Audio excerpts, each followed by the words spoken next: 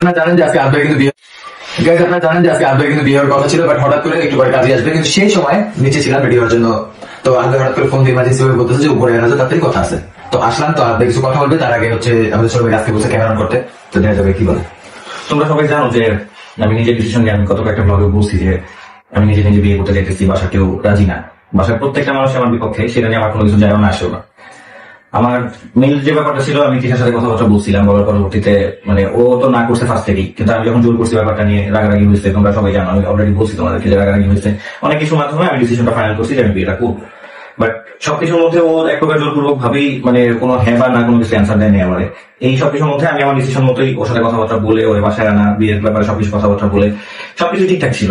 ভাবছিলাম যে দিশার মন মানসিকতা গত দুদিন যা দেখছি এটা আস্তে আস্তে হয়তো ঠিক হয়ে যাবে, কিন্তু আজকে ওর মানে ও লিটারালি যেরকম পোস্ট করা শুরু করছে, প্লাস আজকে ও মানে বিয়ের সকাল থেকে লক করে নিয়ে কান্নাকাটির মধ্যে আছে, কোনো কথা বলতেছে না কারোর সাথে, মানে খুব একটা ভালো সিচুয়েশন। প্লাস আমরাও নাকি ফোন দিছে, রাজের কাছ থেকে জানলাম আমরাও নাকি ফোন দিছে চলে যাবে এই কারণে। তো এরকম ভাবে আমার পক্ষে আসলে মানে বিয়েটা করা পসিবল হবে না। তো আমি আর ওর দুজন মিলে ডিসিশন নিচ্ছি, ডিসিশনের পরবর্তীতে ফাইনাল করছি যে আমরা এই বিয়েটা করবো না।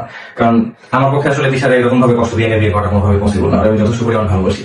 আমি ভাবছিলাম যে যেহেতু ও আগে একটা কাজও নিজে থেকে করছে, এরকম একটা সিচুয়েশন ওই আমার লাইফে আরেকটা মেলে এনে দিছিল, তো আমি ভাবছিলাম যে ওই ব্যাপারটা মাইনা নেবে, কিন্তু আসলে ওইরকম সিচুয়েশনটা হয়নি। যা দেখতেছি যে আজকে বিয়ের ব্যাপার এরকম একটা সিচুয়েশন চলে যাবে, এর মধ্যে বিয়ে করবো, ওর ছাড়া আমার পক্ষে আসলে মানে লাইফ লিড করা পসিবল না। আমি চাইছিলাম ওর সাথে ওরে নিয়ে আমি লাইফ লিড করবো, বাট ওর ছাড়া আমার পক্ষে লাইফ লিড করা পসিবল না। তো এই কারণে মূলত হচ্ছে বিয়ের ব্যাপারটা সম্পূর্ণ আমি বাদ দিছি, আর ওর সাথে কথাবার্তা বলে ডিসিশন নিয়েছি যে না আমি বিয়েটা করবো না। তো এই হচ্ছে মেইনলি কাহিনী, তোমাদেরকে জানা রাখলাম যেন মানে তোমরা তো অনেক আশা নিয়ে আসো, অনেকে বলতেছো যে হচ্ছে বিয়ে করতেছে, এটা নিয়ে কেউ খুশি আসো, কেউ মন খারাপ করে আসো। তো আমি চাই এই ব্যাপারটা আগাইতে, এইটুকু তোমাদের বলার ছিল। তোমার কিছু বলবা? আমিও চাই না তার মনে কষ্ট দিয়ে আসার জন্য এই সংসারে, যেহেতু অতীতে একটা জিনিস ঘটে গেছে, তার চাই। ও ভাবছিল যে হচ্ছে জিনিসটা মাইনে নেবে, কারণ ওর সাথে প্রতিষ্ঠার সাথে আগে থেকে একটা পরিচয় আছে। তো এই কারণে ও ভাবছিল যে জিনিসটা ও এখন আর চায় না।